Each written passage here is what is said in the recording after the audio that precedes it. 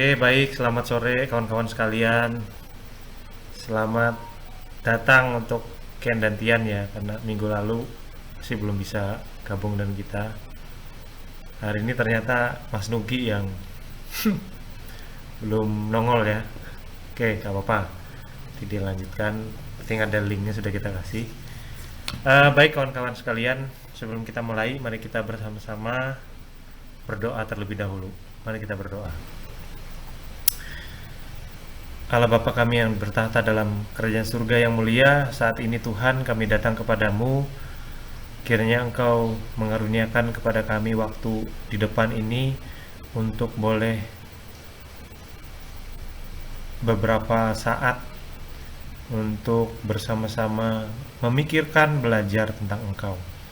Engkau telah memberikan kesaksian melalui anak-Mu Yesus Kristus, dan melaluinya kami boleh mengenal Engkau Tuhan.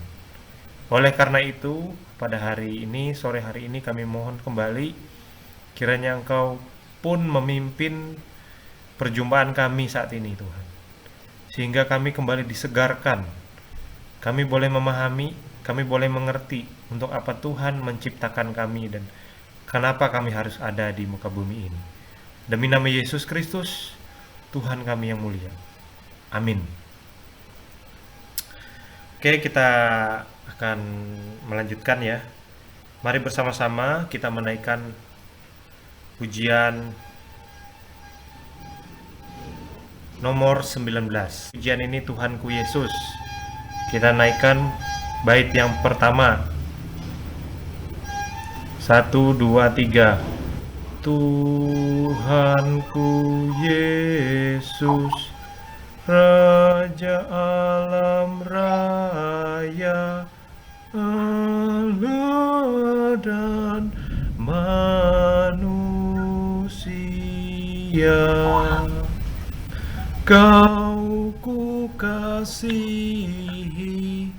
Kau junjunganku, bahagiaku yang baka. Bait yang ketiga, Indah Terang Surya. Indah terang surya, indah sinar bulan, alam bintang yang megah, jauh lebih indah Yesus terangmu di sorga dan di dunia.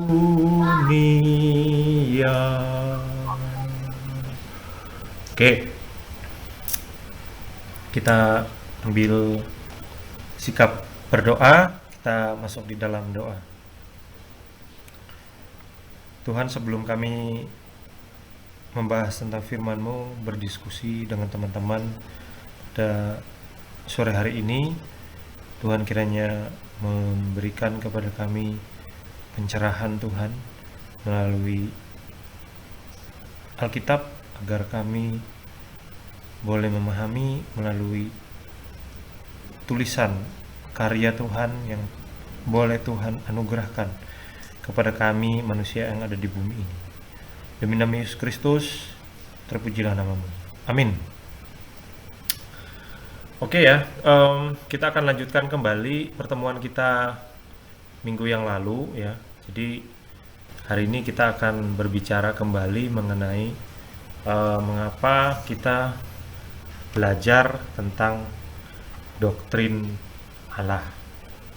Kalau yang lalu kita mempelajari tentang alasan ya, kenapa kita mempelajari doktrin Allah, yaitu karena itu adalah ajaran yang sehat, adalah akar dari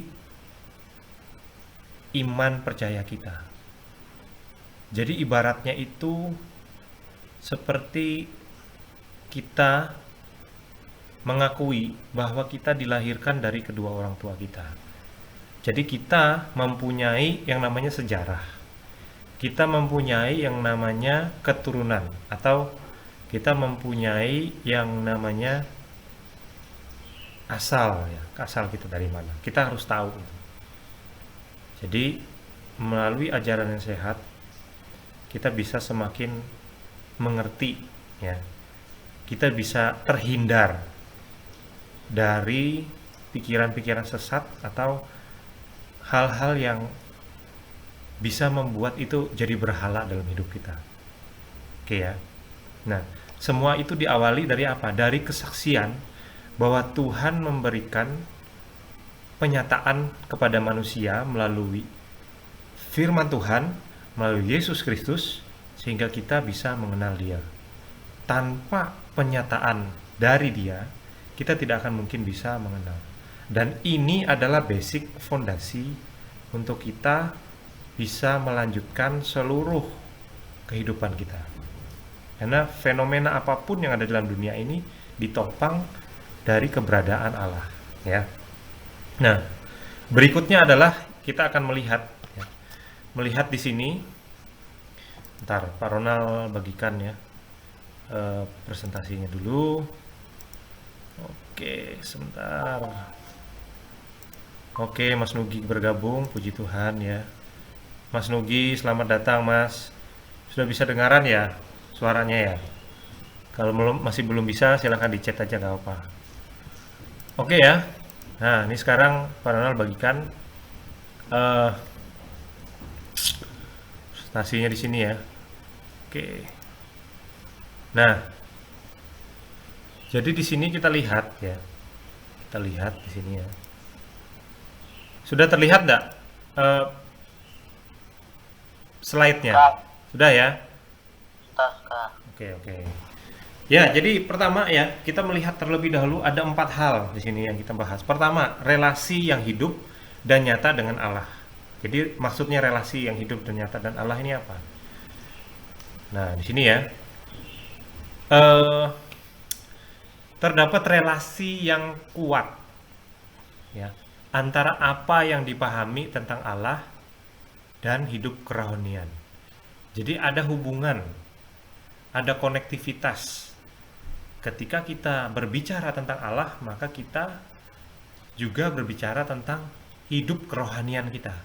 Nah, hubungan yang benar dengan Allah itu harus dimulai dengan pengetahuan ya, secara intelektual tentang siapakah Allah dan apakah yang dikerjakannya. Ya. Jadi hal ini sangat mempengaruhi sikap atau cara pandang ya, tindakan kita di dalam kita beribadah, kita menyembah dan kita menghormati Tuhan. Itu. Jadi relasi ini sebenarnya terdapat karena ada relasi yang kuat.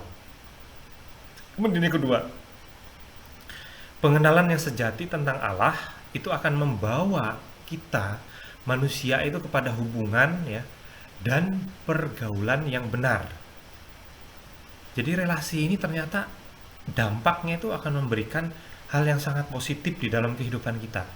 Bukan sesuatu yang abstrak, virtual, yang tidak ada kaitan, yang dingin dan kaku, enggak seperti itu. Tapi itu nyata. Artinya itu ketika kita bernafas seperti ini ya, kita narik nafas, kita keluarkan, buang nafas, itu sebenarnya kita sudah melibatkan Allah. Jadi Allah itu hadir, Allah itu memberikan satu energi kehidupannya ya, kepada kita sehingga kita pun juga bisa hidup ya.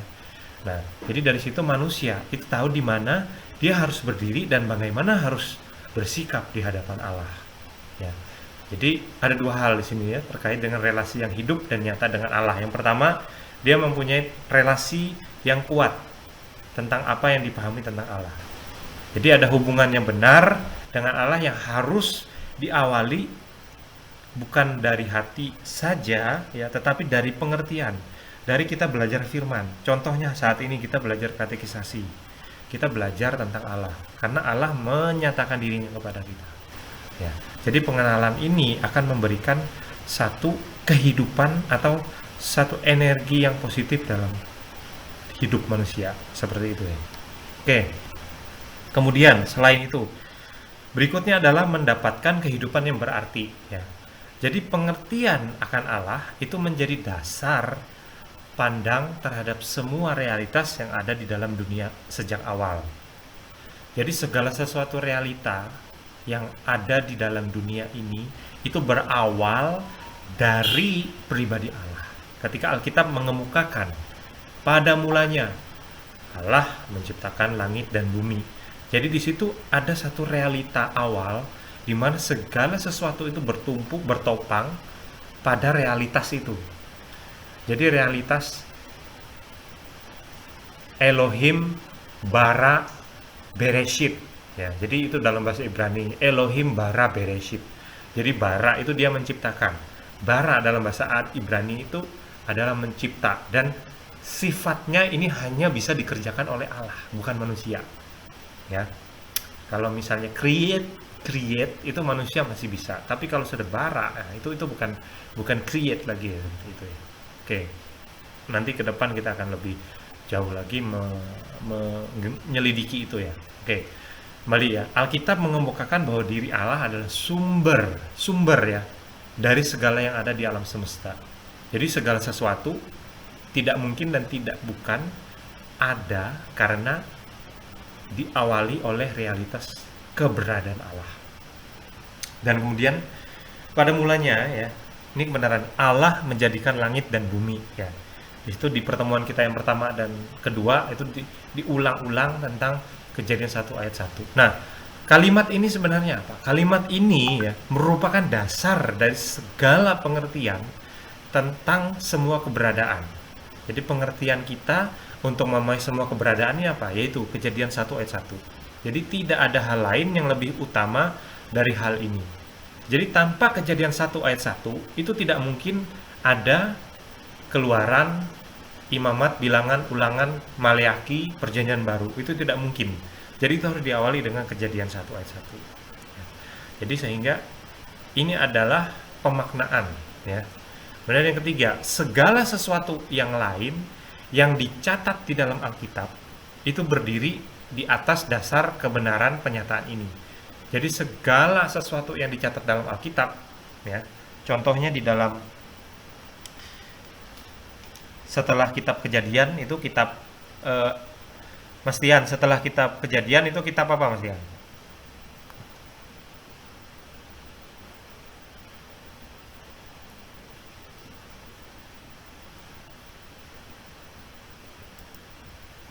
Setelah kitab Kejadian itu kitab apa ya? Keluaran, Pak. Oke, Keluaran, betul kali ya. Keluaran. Nah, di situ kita bisa melihat bahwa ya realita ini ya, realita kitab Keluaran itu ditopang oleh adanya kitab Kejadian, ya kan? Nah, tanpa adanya pengertian yang baik tentang Allah dan rencananya sebagaimana yang dinyatakan dalam Alkitab, maka kehidupan ini akan menjadi tidak berarti. Kok bisa seperti itu, Pak?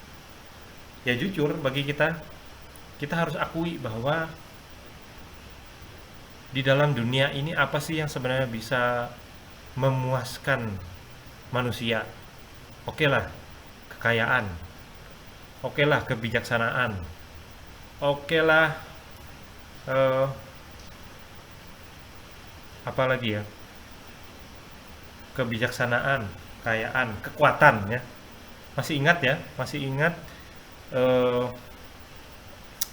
janganlah orang kaya bermegah karena kekayaannya, janganlah orang bijak bermegah karena kebijakannya, janganlah orang kuat bermegah karena kekuatannya, tapi biarlah dia bermegah oleh karena ini, yaitu dia mengenal aku ya.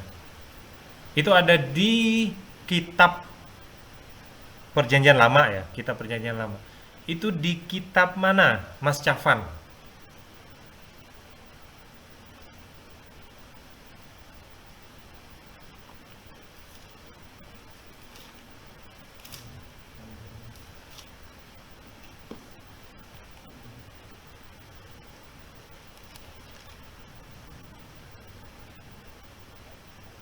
Oke, di kitab apa ini?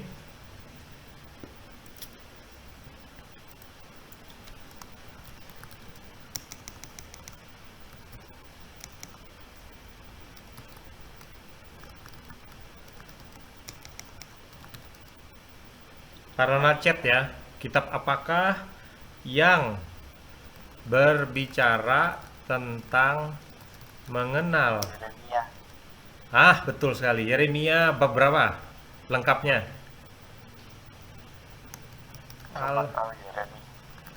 Betul sekali, tapi minta tolong alamatnya.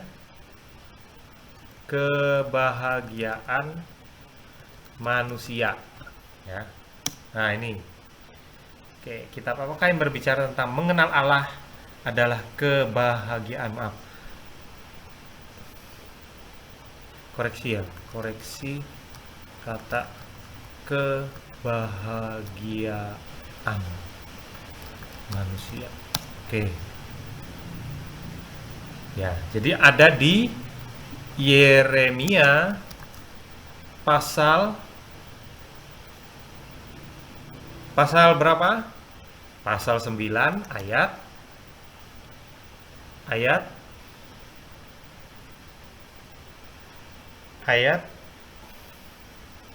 23 sampai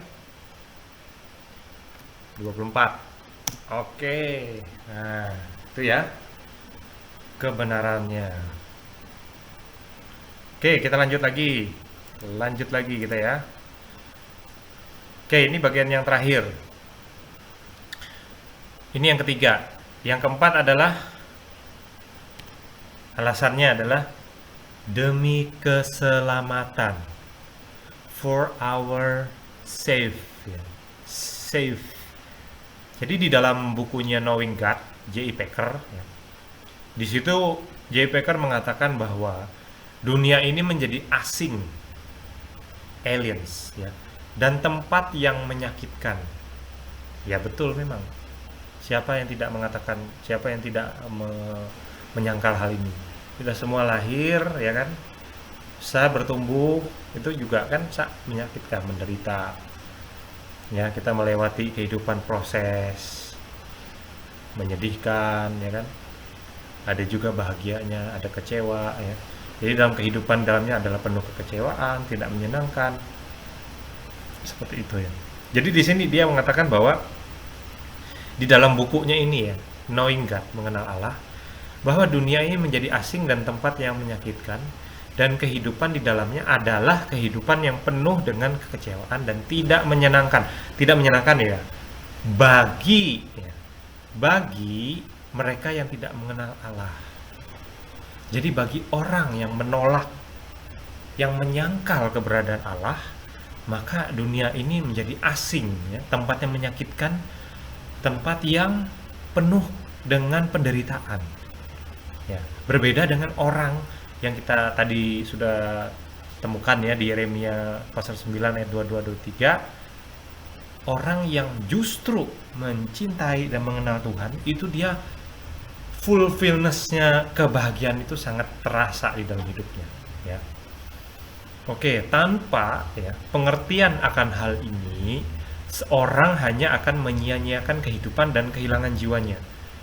Kita pernah mengetahui bagaimana Tuhan Yesus mengatakan bahwa ya lebih baik dia kehilangan seluruh dunia daripada kehilangan nyawanya. Karena apakah ganti nyawanya? Jikalau seorang mempunyai seluruh dunia ini tapi kehilangan nyawanya, apa gunanya di situ? Jadi hidup dan jiwa kita itu lebih berharga dari nilai dunia, nilai bumi ini. Satu bumi ini tidak bisa menukarkan jiwa kita, ya, menukarkan hidup kita. Itu tidak mungkin, tidak bisa. Nah, kemudian ya Yesus Kristus sendiri telah memberikan satu definisi yang baru tentang keselamatan, ya. Keselamatan dan kehidupan dalam kaitannya akan pengenalan akan Allah, ya. Mari sama-sama kita buka kembali di 1 Yohanes. Mari kita sama-sama buka ya. Silakan kawan-kawan, silakan kita buka ya. 1 Yohanes 1 ayat. Oke, sama-sama kita buka kembali 1 Yohanes 5 ya, 1 Yohanes 5 ayat yang ke ke 20. Nah, 1 Yohanes 5 ayat yang ke-20, minta tolong Mas Ken membacakannya. Silahkan dibuka mic-nya. Yohanes 5 ayat 20. Sebab Bapa mengasihi anak dan ia menunjukkan kepadanya segala sesuatu yang dikerjakannya sendiri. Bahkan ia akan menunjukkan kepadanya pekerjaan yang lebih besar lagi daripada pekerjaan itu, sehingga kamu menjadi heran. Oh, oke, maaf. 1 Yohanes ya. 1 Yohanes 5 ayat 20. Sebelum Yudas, jadi sebelum 2 kitab terakhir. Kitab terakhir kan Yudas dan Wahyu. Nah, sebelum itu. Silakan dibaca lagi Mas Ken ya. 1 Yohanes 5 ayat 20. Kita melihat Kristus memberikan definisi keselamatan yang baru. Ya, silakan. Dibuka mic-nya. Dibaca lagi.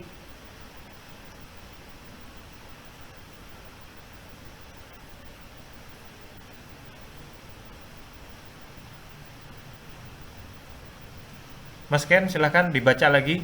Dibuka mic-nya. Mic-nya dibuka dulu. Silakan dibaca. Ya, 1 Yohanes 5 ayat 20. Paling belakang ya. Jadi sebelum kitab Wahyu, sebelum Yudas.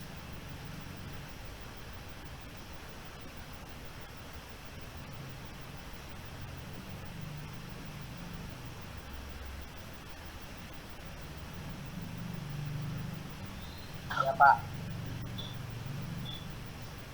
Oke, silakan. Tetapi kita tahu bahwa anak Allah telah datang dan telah mengaruniakan pengertian kepada kita, supaya yang mengenal yang benar dan kita ada di dalam yang benar, dalam anaknya Yesus Kristus. Dia adalah Allah yang benar dan hidup yang kekal. Nah, jadi di sini ada satu definisi baru yang telah diberikan oleh Kristus.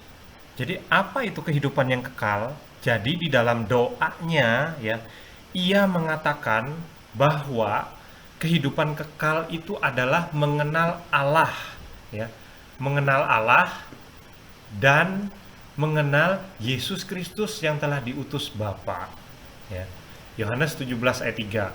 Mengenal Allah adalah esensi dari kehidupan kekal itu ya. Oke, silakan Mas Cafan bisa membaca Yohanes 17 ayat 3. Silakan ya dibaca ya.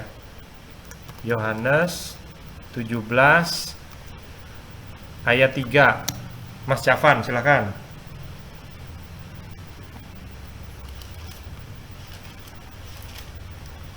Mic-nya dibuka Mas Cafan. Yohanes 17 ayat 3.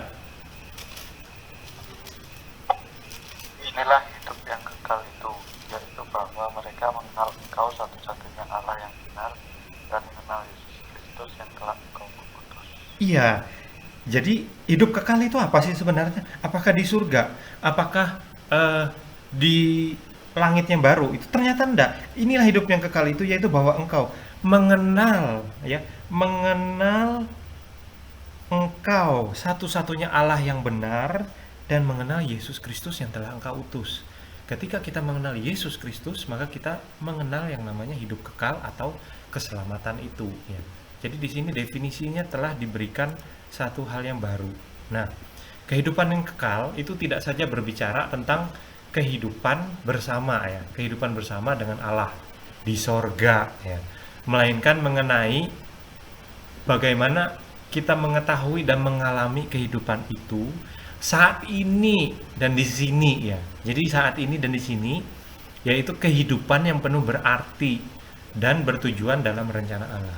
Kalau kita ditanya, surga itu di mana sih? Ya surga itu sekarang sudah ada di sini karena Kristus sudah datang ke dalam dunia. Kalau kita kembali menyimak kalimat dari doa Bapa kami, maka kita di situ akan mengetahui ya, di dalam baris keberapa itu ya. Bapa kami di surga, datanglah kerajaanmu seperti apa? Datanglah kerajaanmu, jadilah kehendakmu seperti di sorga, dan berikanlah kepada kami. Jadi datanglah kerajaanmu, jadikanlah seperti yang di sorga. Ya, seperti yang di sorga itu menunjukkan bahwa surga itu sekarang tidak di langit yang jauh sana, enggak. Saat ini, karena Kristus sudah datang memberikan definisi yang baru. Definisi tentang keselamatan, hidup yang kekal itu apa? Hidup yang kekal itu adalah mengenal Engkau Allah yang benar, dan mengenal Yesus Kristus yang telah Engkau utus. Ya, itulah pengenalan akan Allah. Itulah alasan kenapa kita belajar doktrin Allah ini. Karena ini sentral. Ini yang menopang seluruh fenomena hidup kita, seluruh makna hidup kita. Ketika kita belajar lebih jauh lagi, kita mengenal tentang doktrin kekristenan, kita mengenal Alkitab, kita mengenal tentang pelayanan, kita mengenal tentang diakonia, marturia, bersaksi, kita tentang mengenal gereja. Semua itu diawali dari pengenalan kita tentang pengertian akan Allah yang benar, karena Allah sudah menyatakan dirinya kepada kita. Ya. Jadi konsep keselamatan itu bukan hanya surga, tetapi juga adalah hubungan relasi kita dengan Kristus. Itu adalah hidup yang kekal itu. Maka dari itulah bagian kita untuk mewartakan kebenaran ini kepada siapapun juga, mewartakan Yesus Kristus untuk pengharapan akan dunia yang saat ini orang yang belum mengenalnya itu menganggap bahwa hidup ini sulit, hidup ini penuh dengan derita, hidup ini penuh dengan kekecewaan. Tapi kalau kita mengenal Dia, maka justru hidup ini bergairah, hidup ini penuh dengan kelimpahan, karena Tuhan telah mengaruniakan. Surga itu tidak jauh, surga itu ketika kita mengenal Kristus. Ya, sama seperti dalam doa Bapa kami yang sering kita ucapkan, ya, setiap minggu kita ucapkan. Datanglah kerajaanmu seperti di bumi, ya, seperti di sorga. Datanglah kerajaanmu di bumi seperti di sorga. Datanglah kerajaanmu itu di bumi seperti di sorga. Gitu. Oke. Itu adalah pemahaman tentang mengapa, ya, alasan kita mempelajari tentang doktrin Allah ini, ya, sampai di pertemuan kita yang keempat. Sekarang kita masuk ke dalam pertanyaan-pertanyaan singkat, ya. Pertanyaan-pertanyaan singkat ini bisa kita lihat, ya. Oke, silahkan, ya, bagi yang ini ini Pak Ronald catat di sini dulu, ya. Apa hubungan yang benar dengan Allah harus diawali dengan titik-titik. Oke, silahkan Mas Nugi memberikan jawabannya. Silahkan.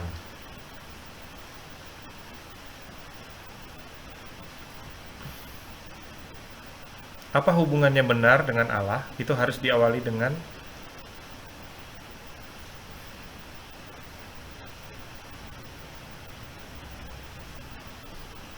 Oke, Mas Syafan.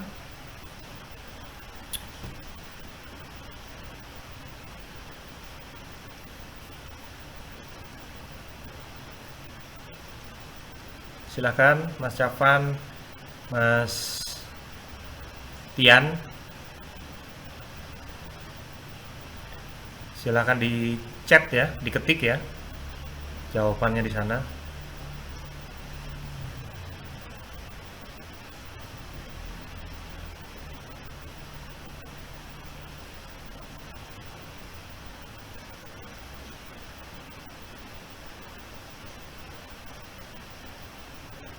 Oke, Mas Tian.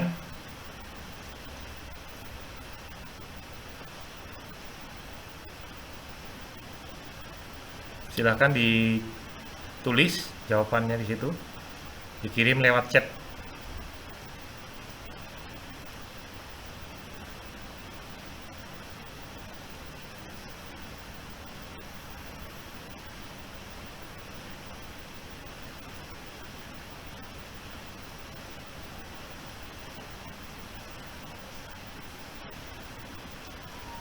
Baik, kita lanjutkan ya. Yang kedua,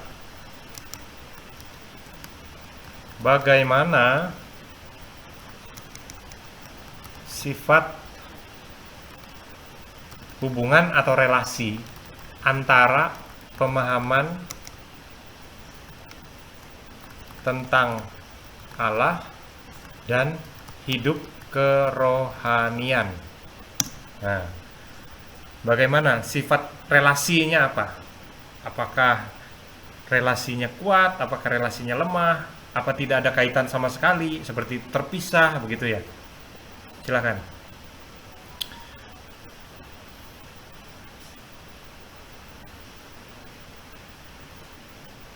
Dari Mas Tian dulu memberikan jawabannya apa, silakan langsung diketik ya. Silakan diketik saja.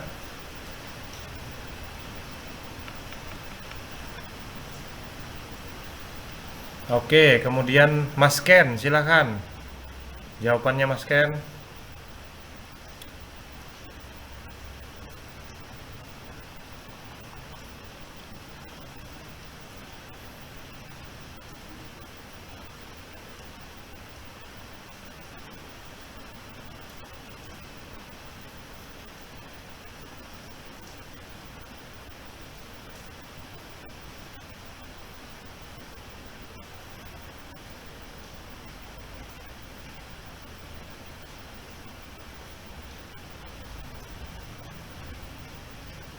Oke, sembari Mas Ken sedang menulis ya, bisa dikirimkan juga oleh Cavan dulu, silakan.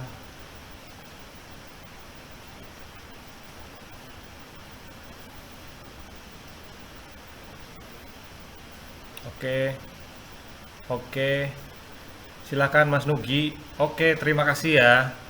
Baik, kita lanjutkan lagi ke pertanyaan yang ketiga ya. Pertanyaan ketiga. Nah, pertanyaan ketiga adalah mengapa ya pengertian akan Allah menjadi dasar pandang terhadap semua realita ya, realitas atau fenomena atau fakta ya, yang ada di dalam dunia ini ya. Oke. Nah, ini ya. Yang ketiga. Mengapa pengertian akan Allah menjadi dasar pandang terhadap semua realitas atau fenomena atau fakta ya yang ada di dalam dunia ini? Silahkan Mas Nugi terlebih dahulu.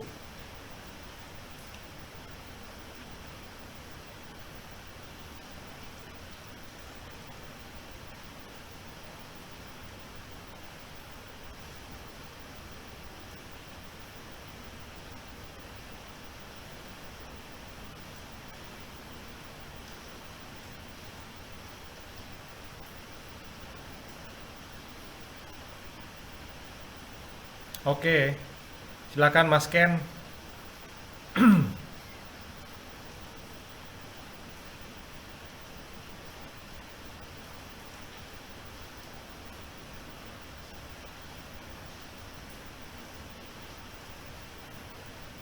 Silakan Mas Ken.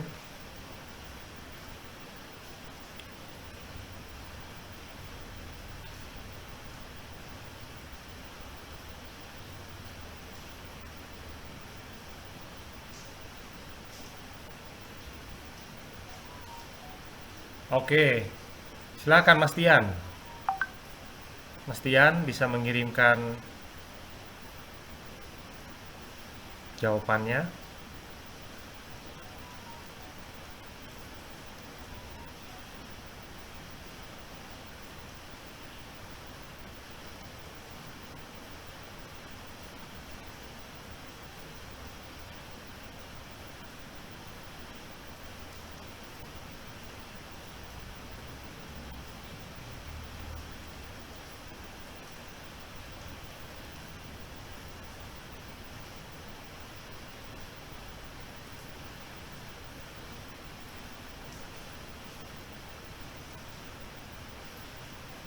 Mengapa pengertian akan Allah menjadi dasar pandang terhadap semua realitas fenomena fakta yang ada dalam dunia ini?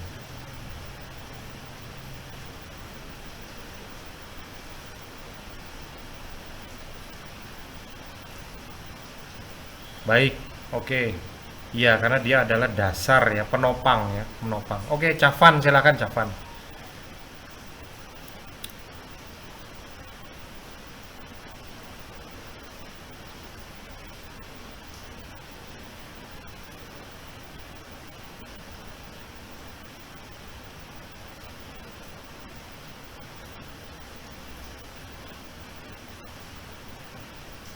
Oke, baik. Terima kasih ya. Oke, kita masuk yang terakhir, pertanyaan yang keempat ya.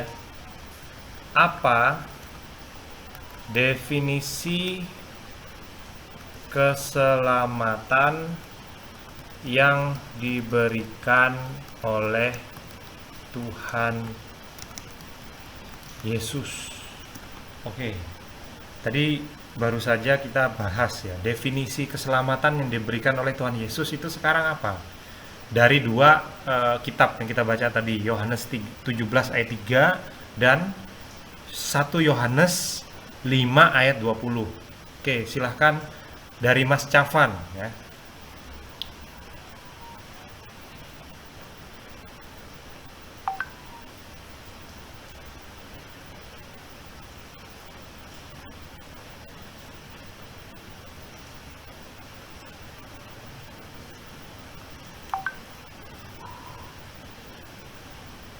Silahkan,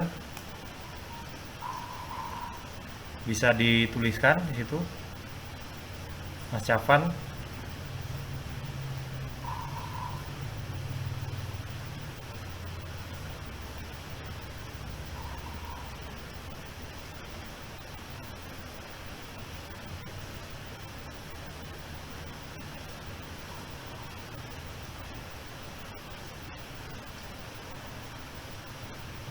Atau bisa lewat voice ya, bisa mic-nya dibuka, Mas Cavan bisa berbunyi, berbicara gitu, nggak apa-apa. Apa definisi keselamatan yang diberikan oleh Tuhan Yesus?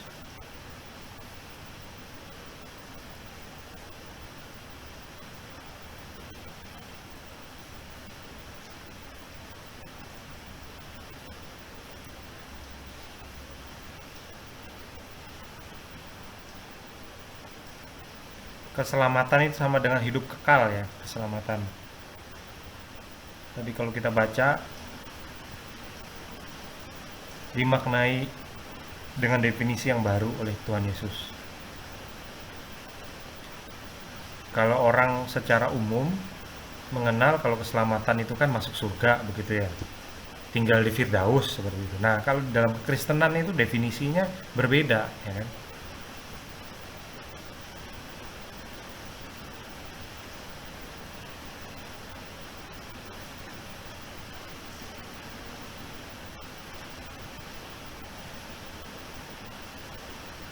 Silahkan Mas Syafan, bisa dibuka mic-nya.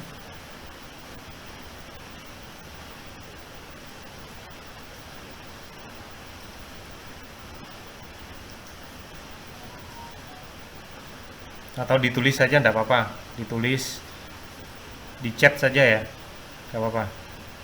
Mungkin Mas Syafan lagi mempersiapkannya. Silakan Mas Tian, coba. Apa ya definisi keselamatan yang diberikan oleh Tuhan Yesus?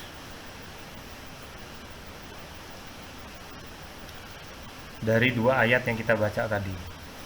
Yohanes 17 ayat 3. Oke, terima kasih Mas Syafan. Ya, sekarang Mas Tian.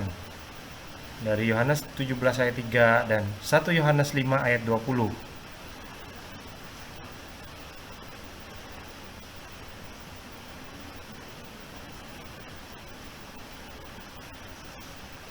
Penyelamatan jiwa dari dosa dan kematian. Oke.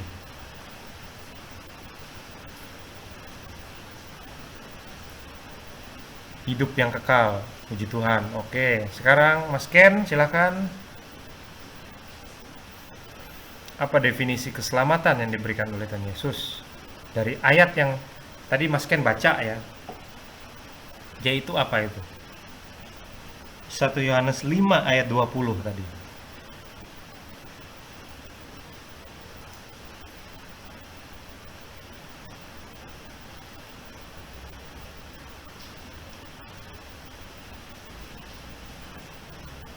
Oke, ya Yesus telah menebus dosa kita sehingga kita masuk surga.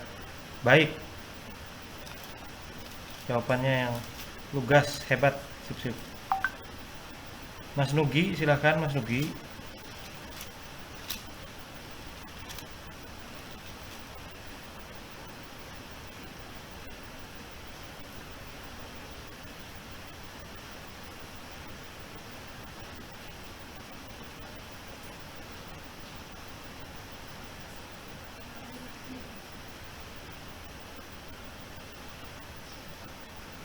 Oke, terima kasih ya kawan-kawan semua ya.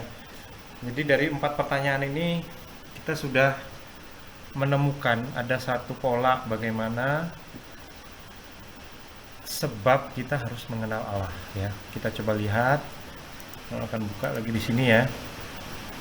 Ini agak panjang ya. Nah, seperti itu ya. Di slide-nya terlihat nggak?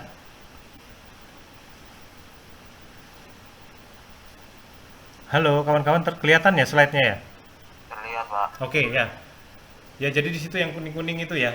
Apa hubungan yang benar dengan Allah harus diawali dengan pengetahuan ya. Pengetahuan secara intelektual tentang siapakah Allah dan apakah yang dikerjakannya. Hal ini sangat mempengaruhi sikap, pandangan, tindakan seseorang dalam penyembahan dan penghormatan kepadanya. Jadi hubungan itu akan diawali pertama dengan pengetahuan kita terlebih dahulu. Yang kedua, bagaimana sifat hubungan antara pengetahuan tentang Allah dan hidup kerohanian? Itu relasinya kuat ya, relasinya strong seperti itu ya, sehingga kita bisa melihat integrasinya. Kemudian mengapa pengertian akan Allah menjadi dasar pandang terhadap semua realitas, yaitu tadi, karena Dia yang telah menciptakan dunia ini, Dia yang menopang segala sesuatu itu bertumpu pada Dia. Itu yang ketiga. Kemudian yang apa definisi keselamatan yang diberikan oleh Tuhan Yesus ya. Nah, di dalam doanya ia mengatakan bahwa kehidupan yang kekal itu adalah mengenal Allah dan mengenal Yesus Kristus. Seperti yang sudah dibacakan tadi ya oleh teman kita Ken, bahwa di sana dikatakan bahwa Tuhan telah mengaruniakan pengertian yang benar dan pengertian itu ada di dalam anaknya. Jadi ketika kita mengenal anaknya Yesus Kristus, maka kita mengenal yang namanya keselamatan, dan itu adalah definisi keselamatan yang diberikan oleh Tuhan Yesus. Jadi hidup surgawi itu bukan hanya nanti ya, bukan hanya kita bicara nanti, tapi sekarang saat ini. Ketika kita sudah percaya Kristus, maka kehidupan surgawi itu sedang perlahan berada mendampingi hidup kita, yang membuat apa? Hidup kita semakin bermakna, hidup kita mempunyai tujuan. Sehingga apa? Ketika saya menjadi seorang pelajar, saya memahami bahwa semua yang saya lakukan saat ini sebagai seorang pelajar, itu sebenarnya saya sedang mempersembahkannya kepada yang menopang hidup saya. Sehingga apa? Saya harus belajar giat, saya belajar sungguh-sungguh, bukan supaya nilai saya bagus, atau bukan supaya saya menyenangkan orang tua saya, tetapi lebih daripada itu, Tuhan Yesus melihat, Tuhan Yesus sangat senang sekali ketika Dia melihat bahwa karena kita mempunyai relasi yang indah, intim dengan Dia, maka kita akan berusaha menyenangkan Dia bagaimanapun caranya. Secara otomatis pasti kita akan berjuang dengan sungguh-sungguh ya, belajar sungguh-sungguh, beribadah dengan benar, bersikap hidup yang benar. Kehidupan kita itu akan memancar. Kehidupan yang fullness itu akan apa ya? Akan meluap dari dalam diri kita. Itu akan mempengaruhi seluruh lingkungan kita, sekeliling kita, secara perlahan itu pasti akan terjadi seperti itu. Oke, jadi sampai di sini dulu ya pertemuan kita yang keempat ini. Kita akan kembali berjumpa di pertemuan yang kelima. Jadi nanti akan terus berseri, kita akan melihat lebih jauh lagi terkait dengan pemahaman tentang pengertian Allah ini seperti apa. Dan kira-kira berhala atau bahaya apa ketika kita tidak mempelajari tentang Allah ini dengan benar? Bahaya apa yang terjadi? Nanti kita akan lihat seperti itu. Oke, kita akan berdoa ya. Kita masuk di dalam doa. Sebelum kita akan memberikan persembahan ya. Silahkan kita siapkan persembahan terlebih dahulu. Sebelum kita menaikkan, mari kita bersama-sama berdoa ya. Para orang akan pimpin dalam doa. Tuhan Yesus, terima kasih untuk waktu kami ke depan ini. Tuhan, kiranya Engkau yang terus memimpin kami melalui pemahaman Alkitab, melalui pembahasan Alkitab, sehingga kami semakin menyadari hidup kami bergantung sepenuhnya kepadamu. Demi nama Yesus Kristus, amin. Oke, kita akan nyanyikan pujian 302 ya, Kubri Persembahan. Persembahannya nanti silahkan dikumpulkan pada hari Minggu ya, pada hari Minggu, dan diserahkan ke ketua kelompok atau majelis yang ada di tempat kita masing-masing ya. Nanti masukkan ke dalam amplop, ditulis keterangannya di sana untuk katekisasi remaja grup boys begitu ya, grup boys gitu. Remaja grup boys seperti itu. Oke ya, kita nyanyikan pujian. Kita nyanyikan pujian Kubri Persembahan 302. Kemudian selanjutnya ya, saya meminta untuk pertama-tama Tian berdoa ibadah minggu besok. Tian berdoa untuk ibadah minggu besok. Kemudian Cavan berdoa untuk majelis diaken, pelayanan dan keluarganya ya. Kemudian Mas Ken berdoa ya untuk pelayanan kelompok 4 ya. Pelayanan kelompok 4 ini keluarga-keluarga yang ada di kelompok 4 ini ya. Oke, seperti itu ya. Tapi sebelumnya kita nyanyi dulu ya, satu kali. Setelah itu nanti Mas Tian, Mas Cavan, dan Mas Ken. Mas Nugi, sudah bisa enggak ya mic-nya? Kalau belum bisa silahkan bisa ya Mas ya? Halo Mas Nugi.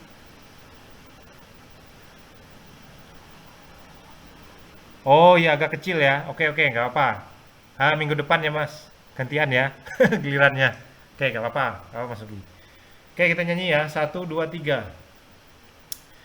Ku beri persembahan pada Tuhanku, sambil puji Yesus, Juru Selamatku. Oke, kita akan masuk di dalam doa. Minta yang pertama Mas Tian berdoa ya.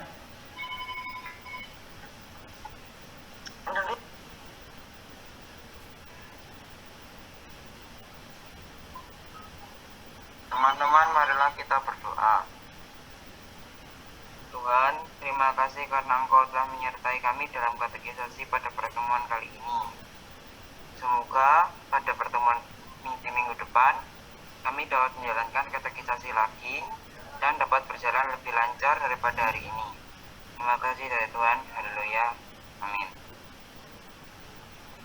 Ya Tuhan yang Maha Baik, terima kasih atas penyertaan bersama ini. Sekarang kami mau berdoa untuk semangat aku, adalah seluruh masyarakat dalam pelayanannya di gereja, walaupun kondisi pandemi saat ini janganlah menjadi alasan untuk malas melayani. Iya Tuhan. Tapi untuk menjadi lebih semangat Iya Tuhan. dalam melayani. Berkati juga keluarga majelis agar Engkau beri kesehatan dalam pandemi ini. Dalam nama Tuhan Yesus kami telah berdoa.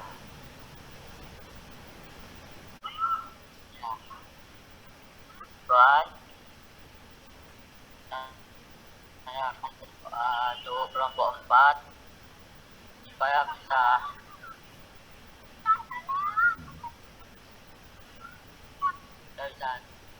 diberkati Tuhan terus, sehat, dan bisa ngumpul bareng. Makasih Tuhan. Haleluya, amin. Amin. Tuhan, terima kasih untuk anugerah-Mu kepada setiap kami. Tuhan, kami berdoa untuk Mas Ken, Mas Nugi, Mas Tian, Mas Cavan, dan juga grup cewek di remaja di kelompok 4 ini beserta dengan Ibu Ira mendampingnya. Tuhan, tolong pimpin kami, setiap kami semua di sini semakin bertumbuh Tuhan menjadi remaja yang mempunyai pribadi yang kuat, berkarakter Tuhan, yang mengenal Engkau dan mengasihi sesama. Terima kasih Tuhan, inilah doa dan permohonan kami serahkan hanya di dalam nama Tuhan kami, Yesus Kristus. Amin. Oke, silahkan dibuka videonya semua ya. Pak Ronald mau screen capture semua ya. Oke, Mas Nugi silahkan dibuka, Mas Cavan dibuka dulu ya. Oke ya, sebentar ya. Oke, senyum semua ya, jangan tegang. Oke, seperti itu. Waduh, di mobil ya ternyata ya. 1, 2, 3 saya screen capture ya.